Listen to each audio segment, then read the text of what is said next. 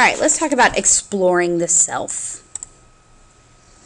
The self is one of Western psychology's most vigorously researched topics. And underlying this research is the assumption that the self, as an organizer of our thoughts, feelings, and actions, is pivotal in understanding personality.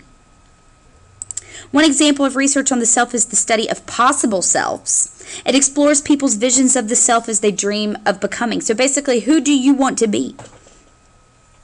Such possible selves motivate us by laying out specific goals and calling forth the energy to work toward them. Another example is the study of the spotlight effect. And this reflects our tendency to overestimate others, noticing and evaluating our appearance, performance, and blunders. And we've all done this before. Every morning when you stare in the mirror and you see this tiny little zit on your face and you worry that everybody's going to see it and everybody's going to be judging you for it, that's the spotlight effect. In all reality, most people aren't even going to notice it.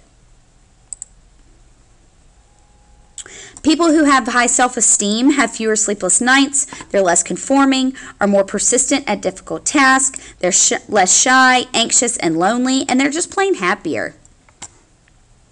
Some research shows a destructive effect of low self-esteem. For example, temporarily deflating people's self-esteem can lead them to disparage others and express greater racial prejudice. Other researchers suggest that personal problems and failure may cause low self-esteem, and self-esteem reflects reality, so feeling good about yourself follows doing well. And according to this explanation, the best way to foster self-esteem in children is to help them meet challenges, not reward them despite their failures. Self-serving bias is our readiness to perceive ourselves favorably, and this is evident in our tendency to accept more responsibility for good deeds than for bad, and for successes than for failures.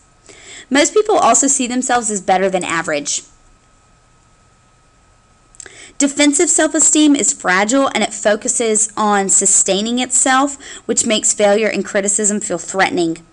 And like low self-esteem, defensive self-esteem correlates. Just a reminder, Faculty Council meets today at 4 o'clock in the Red Room. Again, Faculty Council today, 4 o'clock in the Red Room. Please bring your iPads with you. Thank you. Sorry about that, guys. I didn't want to pause the video there. Again, defensive self-esteem is fragile, and it focuses on sustaining itself, which makes failure and criticism feel threatening. Like low self-esteem, defensive self-esteem correlates with antisocial behavior. So in contrast, there's secure self-esteem, and this is less fragile because it depends less on external evaluations. Feeling accepted for who we are enables us to lose ourselves in relationships and purposes larger than yourself. So let's talk about some ways a primarily individualist culture differs from a primarily collectivist culture. And we've talked about these things before. An individualist culture, we value personal achievement and fulfillment as well as individual rights and liberties. Relationships are often temporary and casual, and confrontation is acceptable. Individualists tend to define identity in terms of personality traits, or personal traits, and they strive for personal control and individual achievement. And I'm sure you can think of a million ways that the United States, South Carolina, Greenville, Wade Hampton High School, we are a very individualistic culture. Collectivist cultures, on the other hand, value group goals and solidarity. I'm so sorry about all these distractions. Again, collectivist cultures value group goals and solidarity. Relationships tend to be close and enduring. Maintaining social harmony is important, and duty to family may trump personal career preferences.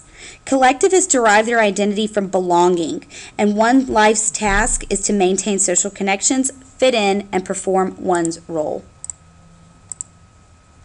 In general, people, especially men in competitive individualist cultures, have more personal freedom. They're less geographically bound to their families. They enjoy more privacy, and they take more pride in personal achievements. Individualism's benefits can come at the cost of more loneliness, more divorce, more homicide, and more stress-related disease. So, anyway, that's our last video for this unit. Thanks, guys.